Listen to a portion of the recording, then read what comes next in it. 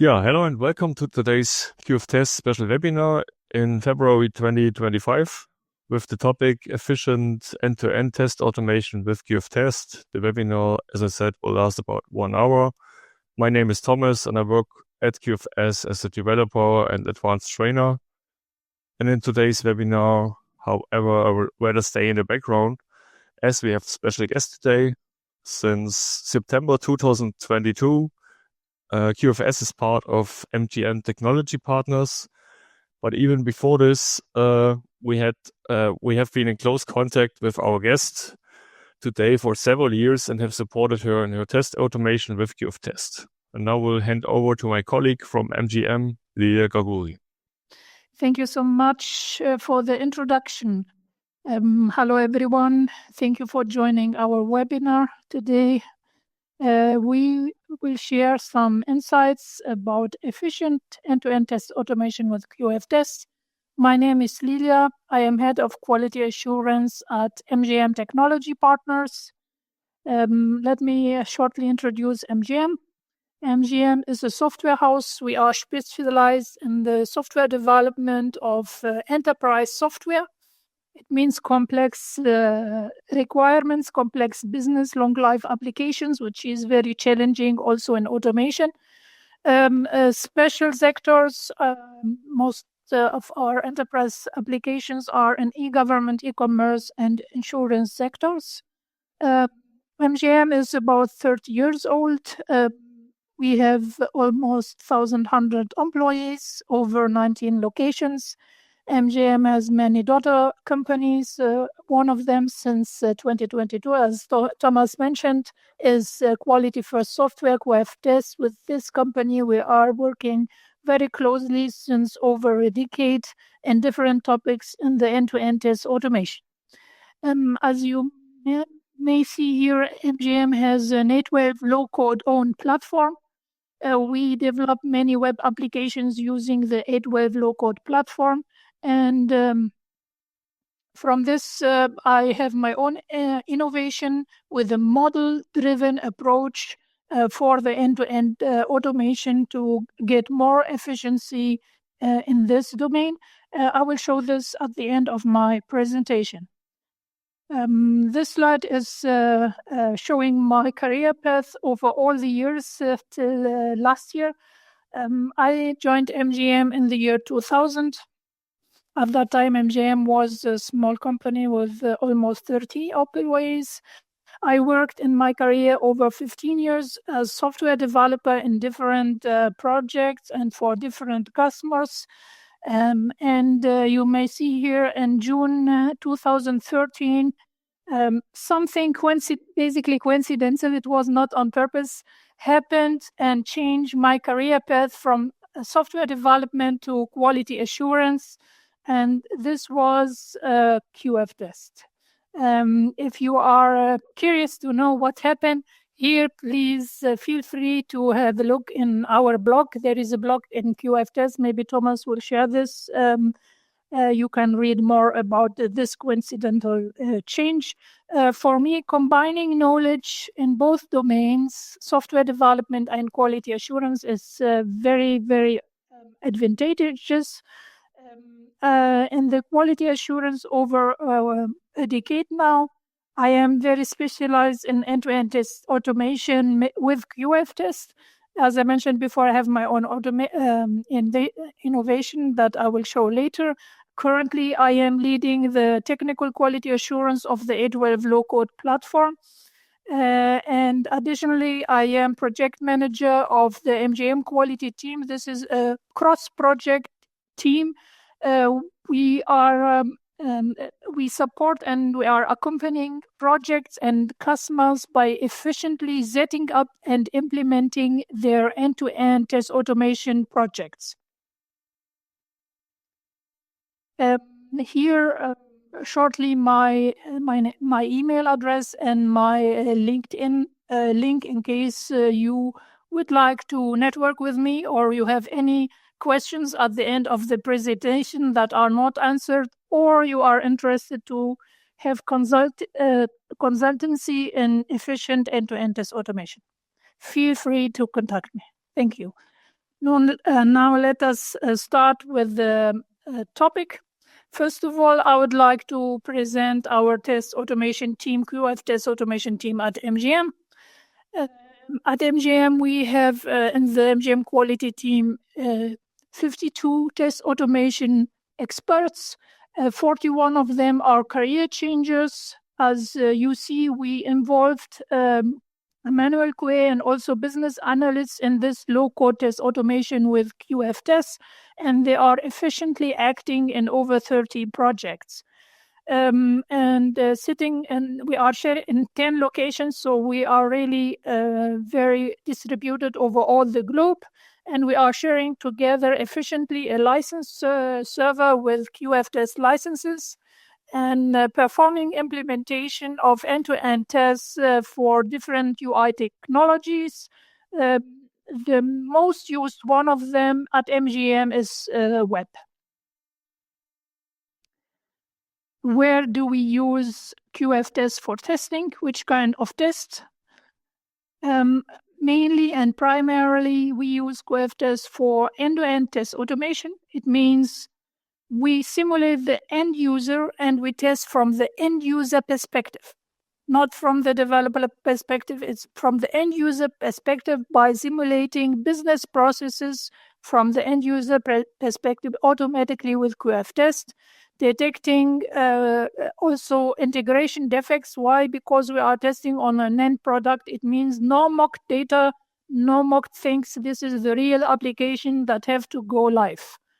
I would like to show you an example of an end-to-end test case at MGM.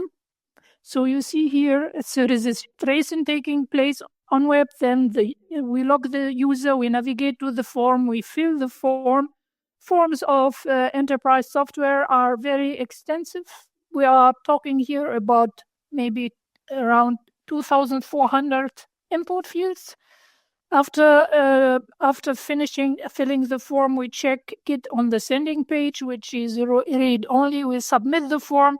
We check the email confirmation with QF test, and we download the PDF, and we check also the content to make sure that all information are nothing is missing, and they are conform with the data we submitted. So you can see here that our test cases are not about when, then, click here, and this shows up. It's more complex and more extensive. We use QF tests at MGM besides of end-to-end test automation in end-to-end performance testing. It means we would like to measure the reaction or the time that actions take, but from the end user perspective, so that we make sure that the end user experience is good. Why? Because we recognize that measuring the request might give us not the real impression of the performance from the client side perspective. That's why, so that we improve also the user experience. We use QF tests for web API testing. Previously, we used Postman, but since Postman comes from the corner with the licenses, we switched to QF tests. We imported the Postman collections to QF tests, and we are running web API tests at MGM. Additionally, and as I mentioned before, we use QF tests for PDF content checking automatically. This is something that QF tests can in the past, but the new thing is since 2024, QF tests invented or extended a so-called PDF resolver. What does it mean? If you open a PDF with QF tests with a PDF resolver, which is customer specific, you are able to recognize the sections, the fields by labels, the different paragraphs, and also the order of the fields, which make the checks very smart and smooth. Additionally, we conduct at MGM automated accessibility tests. We are using the QFTest accessibility library, which will shows up with QFTest 9.0 in the next days or weeks, so in February this year.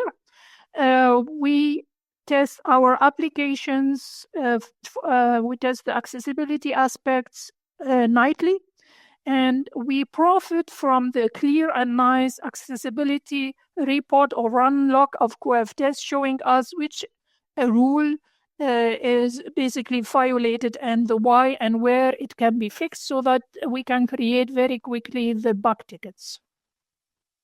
On top of AXA Core, which is primarily used for the accessibility checks, QFTest implemented a couple of rules that are currently not supported from AXA Core, and that QFS provide for us because we need this automation in order to relieve the manual accessibility testers.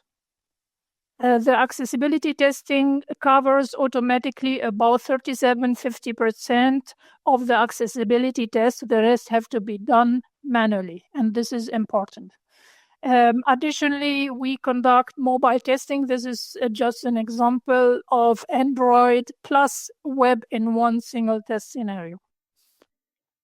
So to sum up, at MGM, we use QFTest for different UI engines and different kind of testing depending on the project needs. And you see we are very colorful in our projects, and we have many, many needs.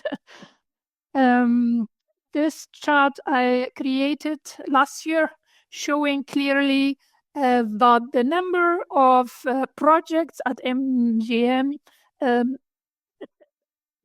that are automating with QFTest is increasing rapidly. The number of colleagues that join our test automation team is increasing as well, and this makes us happy. I calculated the number of hours that we saved so far between 21 and 24, and I came approximately of about 38,000 hours time saving of manual testing since we introduced QFTest in these projects, which is amazing. And the nice thing is in this story is this is an upward trend. It's not stopping. With each rerun, you are saving additional time. Now let's talk about our core topic today, which is the efficiency of test automation with QFTest at MGM. Before I start talking about the factors, let me first tell you what I understand about or I expect about efficient test automation. First of all, I expect very accurate component recognition.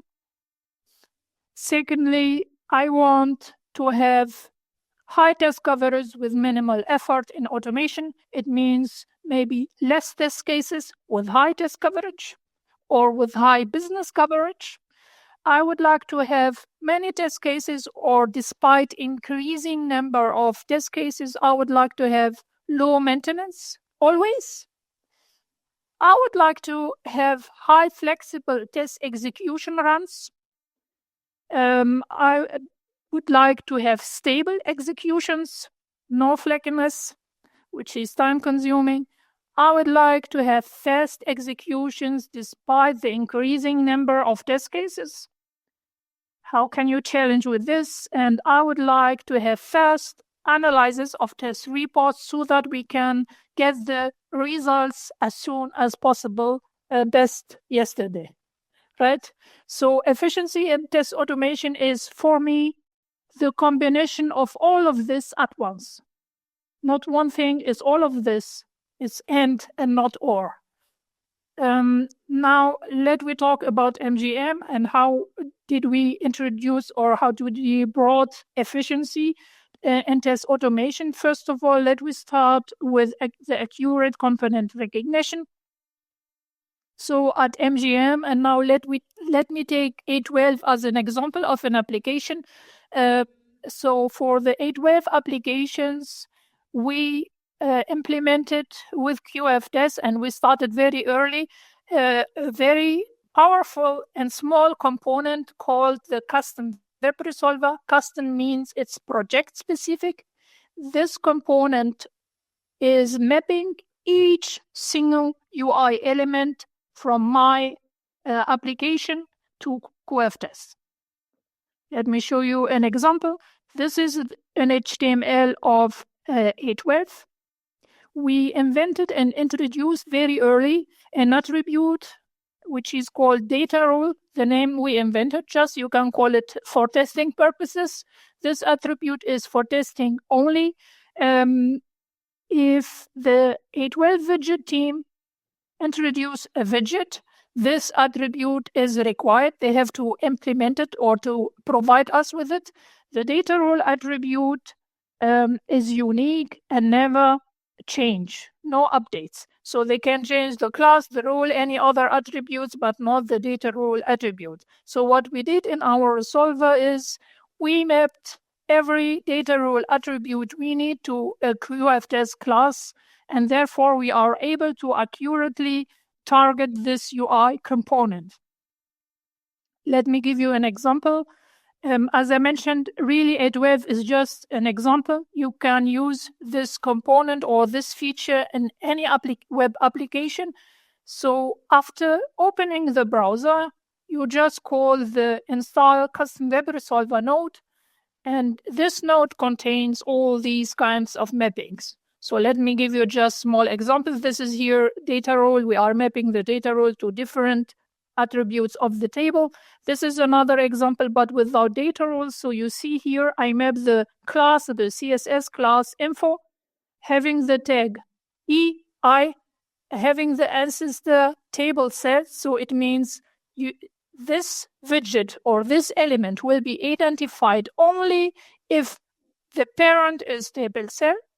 Inside of the table cell, this icon will be recognized from QFTest as info icon.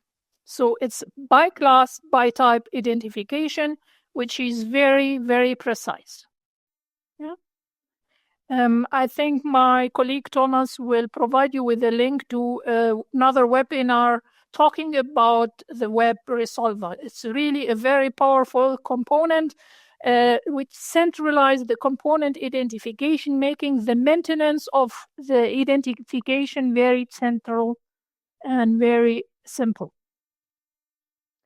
The second thing is at MGM, we recognize quickly that the smart ID, so the identification by smart ID, by label is very stable. Why? Because our customers most likely, maybe they change the positions top down, something like left right, but they most likely don't change labels. If they add headings and labels at the beginning, they may change it one time, but for the rest they don't change it. So it's very stable. That's why we use the identification, which called the smart ID. We use it by label. So you see here an example hash text field colon name asterisk. So the asterisk is part of the label, and that's why it's part of the identification. So you can see by using the smart ID by label, we are implicitly covering, checking all the labels and headings we have on our UI. We don't need to test this explicitly. You see here an icon button, or this here, these kinds of icon button does not have the label. Now you can ask me, how can you recognize this accurately? Icon buttons in the HTML, because they have to be accessible, they have some accessibility attributes like area label, hidden text, and this kind of attributes.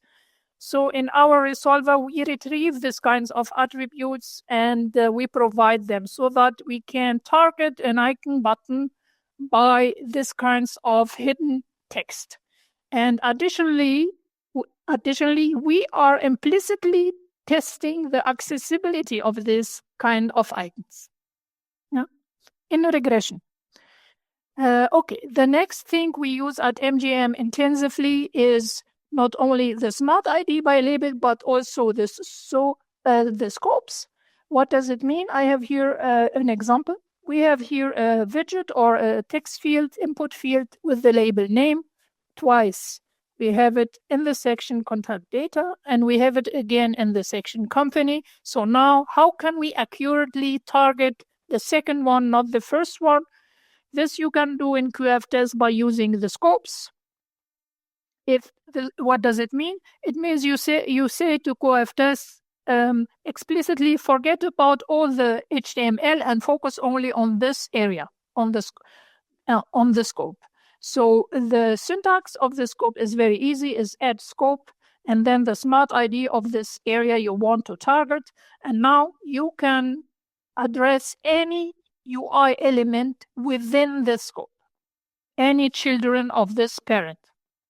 And this makes, for sure, the smart ID more stable, more accurate, and save time. We use this very intensively, and I am a big fan of scopes and smart IDs, as QF-test introduced the scopes and the smart IDs in March 2021. I was the first one who use it in beta version, and I switched the A12 TQA. I switched all the identifications to use this. Why? Because you can use them generically, you can use them with a regular expression, you can combine a lot of things, and this brings flexibility and open the door for generic solutions supporting multi-language UIs and a lot of things. And one of the solutions I was able to do was my own innovation, which was in the same year but some few months later. Okay, now let's talk about the MGM test automation libraries, which also bring a lot of efficiency. At MGM, we implemented very quickly. I recognize that many MGM projects, or in general, many projects have similar needs. And I provided them with solutions that I centralized in test automation libraries. Imaginative test automation library is similar to qftest.qft that you know, the automation library of QFS. And in my library, I collected a lot of smart and useful solutions that are helpful for automation anyway. Like, for example, you have a table and you want to fetch something, and this you have to pass some and so on. So I centralized the solutions. The solutions are resolver independent and can be used immediately from all projects that are using QF-test for end-to-end test automation. On top of this, we implemented also an A12 test automation library, which is resolver-specific procedures, like, for example, the 3 dots that you have to click to open a context menu, that the picker, for example, the picker, how to perform to select a date from an A12 datetime picker. This kind of things I centralized in the A12 test automation library. All projects at MGM use the quality team library, and the nice thing is for A12 or A12, all A12 based projects profit from this library because they have the A12 UI. And this is an advantage. Now, if we say, just as an example, we have Lidl, then we need a Lidl library if we have things to centralize so that we can profit because they are resolver specific. At MGM, the projects, and now let's talk only about the A12 based projects so that you see the thing. On top of the libraries, each project, so the project does not need to reinvent the wheel because we solved a lot of things here. If they have a need or a problem we can solve generically, we put it always on the library. Besides of this, each project has to implement their own procedures, which are business related and UI related. We split, as you can see, between the procedures and the test suites. Both of them are QFT files. I will show in the next slide an example of our procedure test suites, which contain the logic, business logic, and all the UI stuff, the smart IDs, the scopes, and everything. And on top of this, we have the test suites, which are categorized or classified by business topic, containing test sets, test cases, procedure calls with test data, test calls with test data, etc. These test suites, these are the test suites that will run later in Jenkins. So, and regarding the libraries, we have release notes, versions, also for our resolver, and we comment each procedure and the parameters really similar, very similar to the QF-test, QFT library. And with these libraries, we simplify and accelerate the automation in all projects, saving time with this. Now let's talk about how can we keep the maintenance low despite the increasing number of test cases. This is just an example. So we use at MGM a modularized approach. What does it mean? We, as I mentioned previously, we split between the procedures and the test suites with the test cases. Both of them are topic-based. So for now, you see here in the header, this is just an example of a web application. I have many business topics. I have, therefore, different procedure test suites. You see the structure of my packages and my procedure test suites is UI-oriented structure. Why? Because everyone can join my team. Everyone can extend without seeking where is the code, how to find this, without any redundancy as well. So you see, we follow the same structure. If I close my eyes and I know my business application, I can here navigate smoothly and very quickly because I know where to look for. We use naming convention. You see here, so each procedure is enter or check. And for clicks, we use click and the label. So click and business. Yeah. So we have meaningful names. So let me give you few.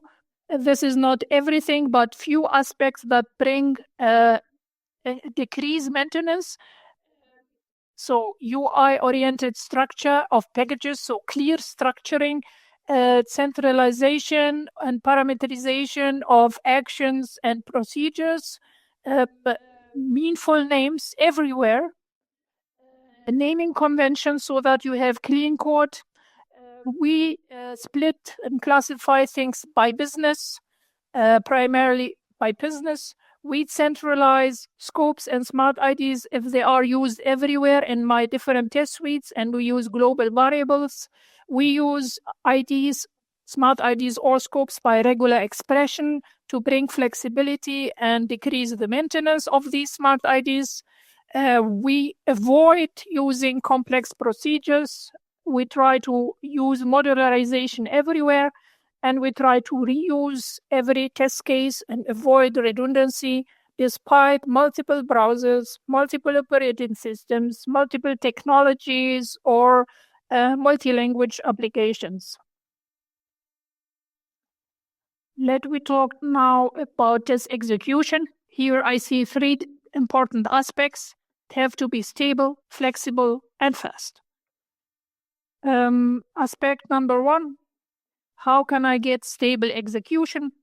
First of all, with the well-implemented resolver, then well-chosen smart IDs, the use of scopes where it's needed. This is very important to target the IDs accurately. Then we use at MGM a busy detector, which is basically a script included in the resolver. If we perform actions, we do wait for component, wait for absence, wait for whatever. This is possible by QF-test, which brings also stable execution. Please be aware that you have to keep an eye on your test environment where you run QF-test. we take care that our browsers, your operating system, QF test, maybe the Java system, maybe the DB driver, whatever, Gradle is up to date. It is recommended that the system under test is stable when running the tests, and make sure that no parallel jobs impacting your execution are running in the background. I am not talking about triggering many QF test jobs in parallel.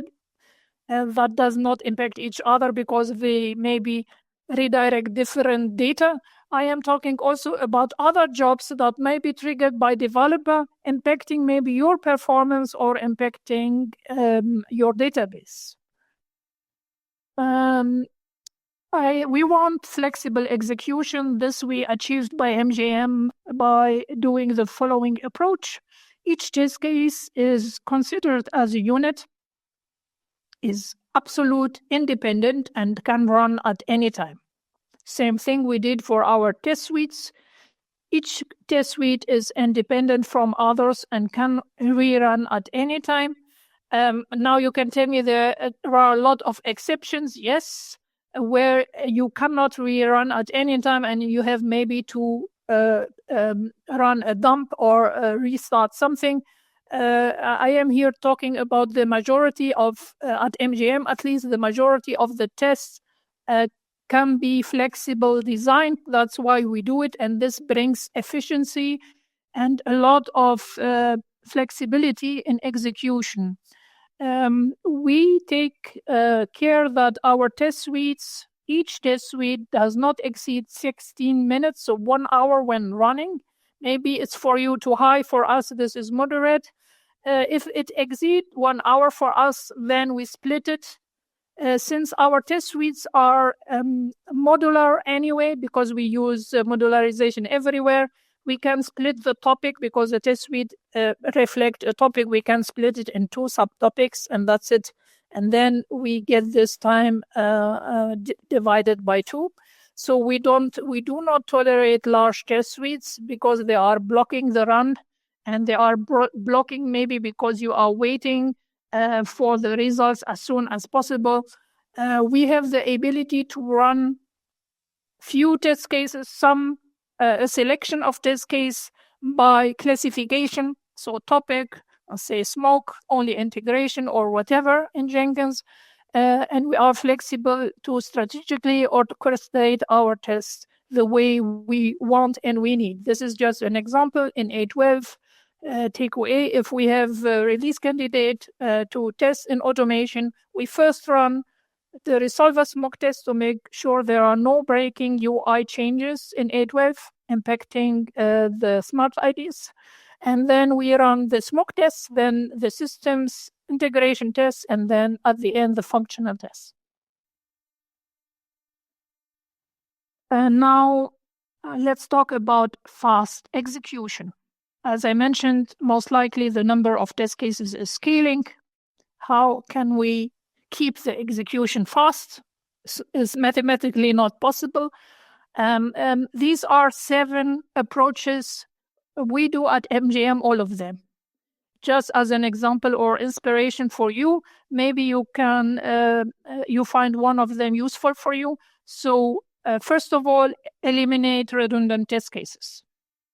Here I am talking not only about test cases that are covering similar things. I am talking about, for example, if you have one test case that is anyway implicitly covered by another, so please delete it. So, yeah. Secondly, we group test cases where we have to execute a precondition, and it's the same precondition, so that we can execute the precondition just one and run these test cases. Important here in this case that the test cases does not impact each other, does not change the data for each other. So if there are different test cases but they need the same precondition, you can group them by precondition so that you save the time when executing the test cases. The third thing is, sometimes some preconditions are very, very exhausting and they need a long time. to avoid the time-consuming preconditions, think about a technical solution, how to save time by solving this by using maybe dumps or imports or any other efficient method. For us at MGM, we have one project.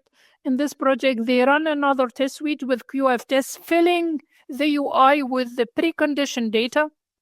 And this test suite runs first, and then they run their other tests. Yeah, and there are many smart ways how to solve this problem. The fourth thing is optimize the data usage. If testing with a big amount of data is not your focus, and most likely, in most cases, it's not. Try to use few data when testing, like a tree table of product. You don't need 10,000 of products and very flaky clicks. You need maybe just 10, 20 entries, and you are good. This saves a lot of loading time and a lot of problems. Then please keep in mind that test automation is software development, and software needs to be refactored from time to another. Even if you use a modularized approach, it's really important because you are scaling, you are always evolving and developing code and adding code. Think on refactoring test cases, compactify test cases. Just as an example, you have an extension for the test case, and then reconsider to compactify the test case instead of adding a new one. The sixth point is the elimination of inefficient tests. I will ask you a question. Do you have a test case with high execution time but low risk or low test coverage? Delete this test case because the benefit is so low that it doesn't matter. Or run it if you are not under time pressure. The seventh factor is please monitor your execution time. Keep an eye on the duration and the real-time spend. This is just a screenshot from the QF test run log. You see here QF test in the run log provides you with many information about the execution of each single step and sequence. Keep an eye on the run log on the difference between the real-time spend and the duration, and I will tell you what is the difference. This is the real duration of the execution, and this is the total time of the execution. Why? Because why it's higher? It's most likely always higher. Here it's the duration plus the sleep times you added in your code. So please avoid using sleep times when possible. Use wait for component, wait for download, and other possible features, or the busy detector. Split large test suites to try to minimize the executions and consider running headless and parallel maybe. We use at MGM, for example, a randomized browser. I will tell you, in AdWave, I have to run with 3 browsers, Chrome, Edge, and Firefox. We don't run each time with the 3 of them at once. Why? Because you multiply your test execution with factor 3. You don't want this. So what we do is we randomize the browser by executing the test suite many times, nightly or weekly or whatever. You are already covering all browsers, but with less test execution time. These are a few insights how we keep the execution time fast. Now I come to my own innovation, to the topic automation of test automation with QF test. We would like to automate much, but without being in the maintenance trap of automation. Let me first introduce enterprise software. I brought with me a small example. So here we have one form from the e-government sector. So one single form. So the small points you see in this picture are fields. We have over 2,400 fields. The green lines, small lines, are validation rules. The blue lines are calculation rules. The red lines are context relationships,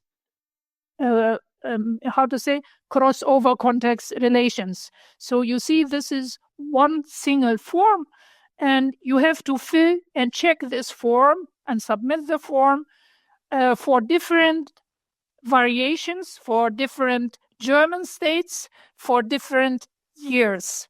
This is something that you don't want to do manually in regression. And besides of this, even you think to implement this in automation, implementing enter and check for 2,400 fields takes time. And additionally, these forms change. The requirements are continuously changing by the government, and you have to keep your code maintained. So this is killing your resources very quickly. So how did we solve this? First of all, let me introduce very quickly the A12 platform. So suppose now we have a government project, a new one. So the business experts use a tool in A12 to model. So there is no implementation. They model their needs by using the simple model editor. So they create here the fields they need later in the form: name, pre-name, address, whatever, birthday. And additionally to this, they define how the field have to look like on the UI as a form later. So they define, if suppose it's a string field, so they define it's a string or text area, it's a radio button or checkbox. Do I need a footer? Which kind of buttons? Grouping the elements in section and whatever. All of this is done by modeling in a UI model. So the data model and the UI model contain a lot of very valuable information about the form, the UI of the form. Both of them are JSON files. So what I did is extracting from the data model and the UI model by implementing many different algorithms, the data, the code, so the smart IDs for the end-to-end test automation of these forms with QuefTest. I give you an example.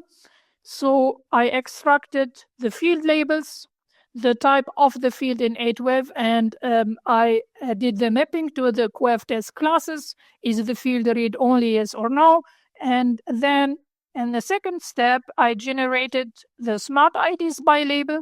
I extracted also the informations about the field is on which section, what is the smart ID of the section, and I generated also the smart IDs or the scope, the smart IDs for the scopes. Additionally, we generate test data. So now I have the smart IDs, I have the test data, I have the scopes. And now in my test case, I implemented an interpreter that I call and I say, fill for me the form using the test data Z2. So fill for me the form means QFTest has a data driver and iterating through all these smart IDs blindly, filling the form by targeting each component and filling the form with the test data I gave. So you see, regardless how many widgets, how many fields I have on my form, this is what we do. So it's one line of code. I have from my side zero implementation and zero maintenance. What I do before and after is part of my test case. This I have to take care of. But for the extensive task of filling and checking the form, this is done by the ATA, the automation of test automation. So by using this tool, we can rapidly and flexibly do more frequent test runs. We improve the test coverage and we save time and resources for the customer. Let me show you a small demo. So here you see based on two models, so the data model and the form model, I generate on the fly the code for the automation. And then I simulate, so I open the server locally, the 812 application I modeled, just as an example. It's a demo application. So you see, I navigate now to the form. Right now, it's me implementing with CoFTest, and starting from now, I will run immediately. Have a look on this right side. Everything happening on the right side is one line of code, zero implementation. So performing the action on the picker, on the attachment field, in the description, whatever, is done by CoFTest, iterating my Excel file blindly. The interpreter is basically CoFTest is telling, oh, I have a text field, so the interpreter is providing CoFTest with the procedure to perform the action on the text field, on the picker, on the attachment, or whatever. Yeah? So filling the form is done with zero implementation, which is for sure by very extensive forms we have in e-government and in insurance, very relieving. The same game we do also not only for filling these extensive forms, but also for checking all of them. So now after doing all of this, I will submit the form and then I will check the data entered. So now let's wait a few seconds. So this is the picker. So the procedure of the picker I didn't implement, so save and submit. Now we open the form and we check the form, and that's it. And we say the test data I expect are coming from column 2 or test data Z number 2, and we are checking blindly the UI. Okay. Now Just for your information, we got 10 minutes left. So yep, I can make it in time. So let me go back to the slides. We are almost done. Okay, let me explain the approach. Based solely on the 812 models, we generate the code for automation in forehand. The code for automation with CoFTest in forehand. The application, the 812 application, does not have to run at that time. In case the models change due to requirement changes, we regenerate the test code so that test can run immediately. Additionally, we generate test data. So now we have the test code and test data. We have an interpreter. The interpreter contains a library to perform any kind of action of any 812 widget. So now we say only fill or check the section or the grid or the form and CoFTest is basically iterating in the test code and test data and filling or checking all the form. This is efficient test automation. Why? Because you have low maintenance, low implementation efforts, and low maintenance.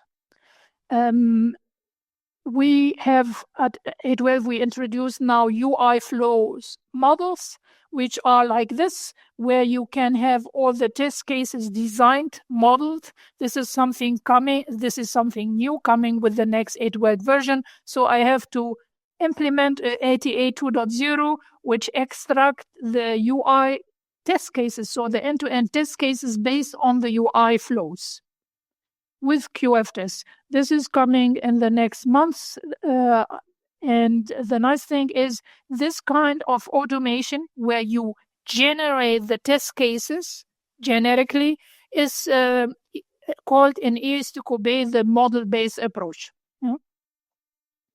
So let me summarize the milestones from my perspective. I started my experience with CoFTest in 2013. I revamped the automation there, and then we introduced the CustomWebResolver in 812 2017. We introduced and started implementing the test automation libraries. We introduced smart IDs and scopes as soon as they were provided in the beta version. The innovation was few months later. Why? Because smart IDs and scope are generic, and this automation of automation is generic. The number of projects increased at MGM rapidly. Why? Because they have libraries, they have ATA, and they have a community which is efficiently doing automation with QF tests. Therefore, it was also the birth of the MGM quality team with this QA expert providing at MGM for all projects the end-to-end test automation with QF tests as a service. This last year, so in 2024, we introduced the web API testing in our projects. We use the accessibility library, end-to-end performance testing PDF resolver, and this year we intend hopefully to get the QF test version for developer and to introduce ATA 2.0 using the flow models. Now, last but not least, this is my last slide. So for me, efficiency in test automation does not happen by chance.